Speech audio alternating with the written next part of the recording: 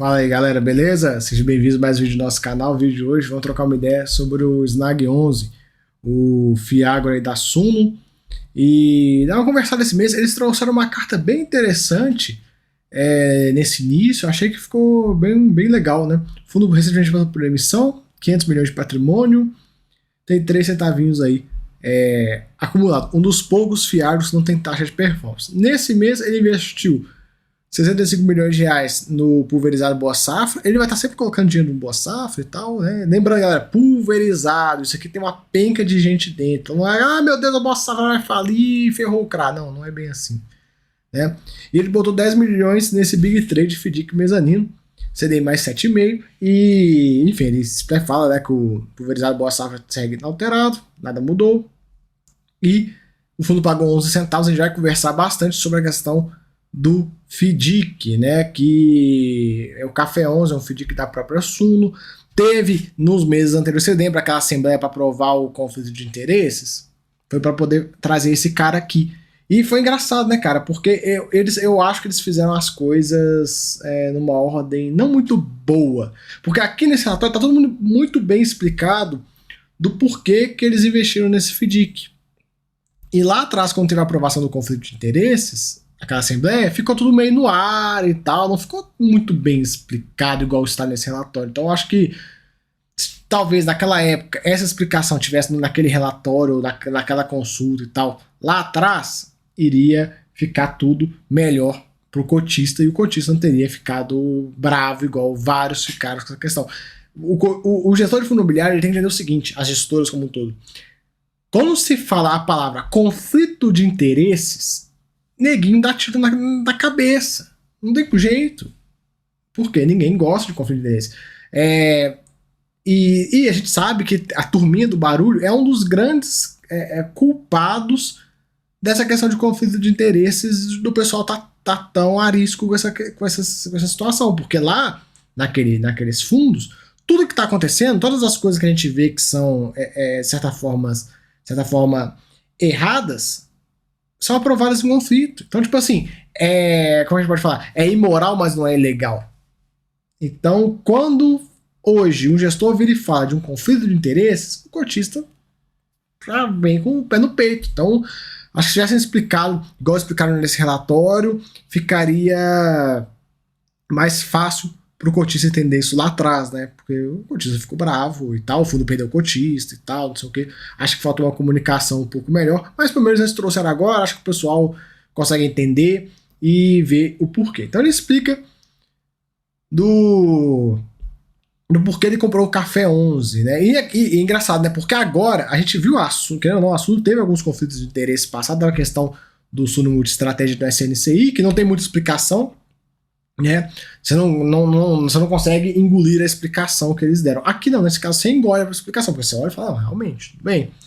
Então é aquela coisa, os gestores têm que botar tudo bonitinho escrito para o cotista entender e falar, não, realmente faz sentido esse conflito, e é algo que agora ficou bem explicado. Não aquelas coisas de, não, que o fundo vai valorizar, a gente vai ganhar dinheiro, não sei o que. Não vai valorizar o fundo, não vai ganhar dinheiro, porque o fundo não tem nem liquidez, sabe? Então, assim, agora, pelo menos, a gente tem argumentos aí que, de fato, são, como é que eu posso falar? Irrebatíveis, né? Para entender o conflito. Você pode ficar puto com o conflito, não querer conflito de forma alguma. De fato, você pode ter esse direito.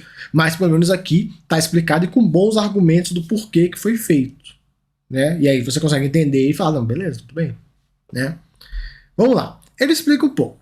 Primeiro ele vai explicar um pouco a diferença de um CRA para uma CPR, pra gente ter que começar a entender as coisas desde o início. E eu gostei dessa explicação, achei legal pra caramba, porque não adianta você simplesmente jogar o trem no colo do coach e falar, vai, se vira. Não, eles explicaram desde o início. Então por que a gente vê algumas operações, tem o CRA e tem a CPR? Primeiro ponto, custo de duração. A CPR é bem mais barata e permite que o produtor tenha operações com valores baixos, 10 mil, 5 mil, 10, enfim, baixinho. CRI, você não vai achar um CRI de 500 mil reais, você não vai.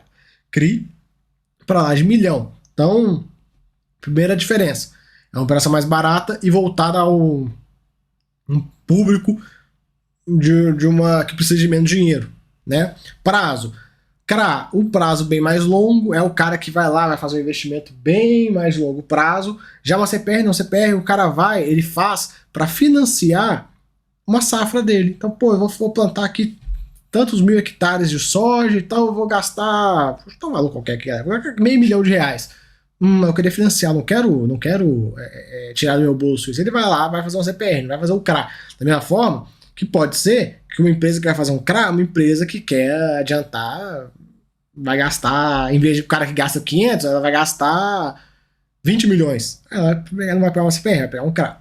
Lastro, ele comenta, tanto a CPR quanto o CRA possuem lastro, isto é, uma garantia que respalda o compromisso do pagamento. A CPR tem como lastro parte da produção agrícola da safra, então o cara efetivamente produziu, né? Indicando que o produtor está antecipando recursos que receberá nos próximos meses, e o CRA tem um laço mais sólido, pois envolve operações de longo prazo. É crucial salientar que não há escolha correta entre CRA e CPR. Isso aí vai do tamanho do produtor, do que ele precisa. Na maneira mais simplificada, o produtor rural utiliza a CPR como meio de dar sua safra como garantia, obter antecipadamente o valor, uma parte do valor correspondente. Neste contexto, o reembolso desse empréstimo ocorre no momento de colheita de safra, então são operações bem mais curtas, e o credor, por sua vez, possui uma garantia robusta e tudo mais. Aí, beleza, já entendemos o porquê que o porquê que tem, né, a CPR, porquê que tem o CRA. E aí ele explica pra gente o seguinte: de acordo com a legislação, um FIAGRO não pode comprar diretamente as CPRs. Tem que ser via um FIDIC. Por isso que eles criaram esse Café 11. Né? Então agora está explicado do porquê que eles fizeram o FIDIC. E aí é um conflito que faz sentido, porque o FIAGRO não pode entrar nessa operação, o FIAGRO não pode comprar. Pô, vamos fazer um FIDIC que a gente compra aqui e tem essa exposição a esse tipo de operação.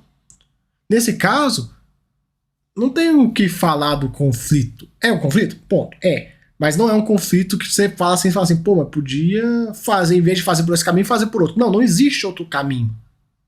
Se o fundo quer ter exposição a CPRs, e na visão deles é interessante e tudo mais, o caminho é esse, não tem outro.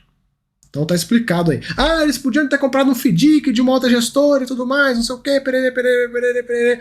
Ok, mas isso aí já são... Quantos FIDICs tem aí disponíveis? Já é outro ponto.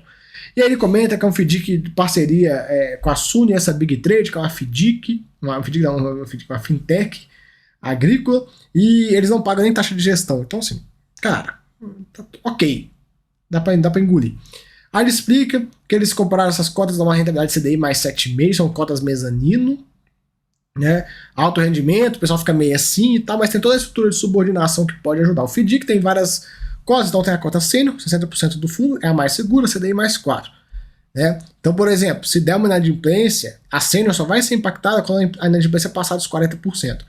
A mezanino é 20%, que são as cotas que o SNAG tem, CDI mais 7,5%, e elas só vão ter algum impacto se a inadimplência passar de 20%. E aí existe a cota júnior, que não tem rentabilidade fixa, que é o excesso. O que sobrou vai para ela, que certamente vai ser maior que essas outras ali, né? E aí ela que segura o rojão da inadimplência, caso venha a acontecer, né? Ele também comenta que o cotista do SNAG não paga taxa de gestão e tal, e botaram 2% do PL do fundo nisso.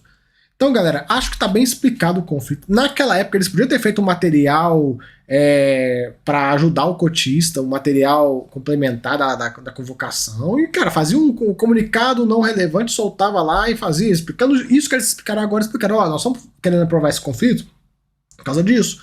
É o fundo assim, assado, cozido, tarará, a gente não pode investir em CPR, tarará, a gente quer investir e tudo mais. Mostrava pro cotista os ganhos que vão ter fazendo isso e morreu, fim de papo.